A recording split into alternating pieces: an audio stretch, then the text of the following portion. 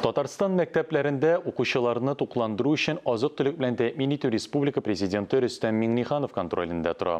Бу хакта республика иҗтимагый палатасында муниципаль берәмлекләрнең иҗтимагый советлары белән туры элемтә вакытында әйтелгән иде.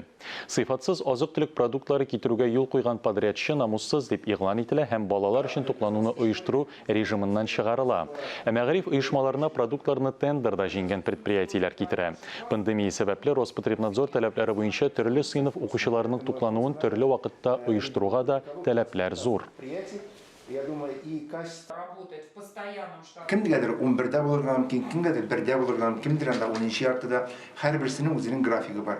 Bu Rospotrебнадзор kaidelerine, onun taraflarına turu getirip işlerine. Çünkü her vakit bu bir aşkhanede şimdi küp bağlarının birge bulmaz katı işler. Aşı ustalar jitme problemisi var. Bizim bu mümkün de 4000'e yakın varlığı şu aşı ustaları işleyin. Әлбәттә, аларның хезмәт хакларын тагында күбрәк күрәсе килә иде.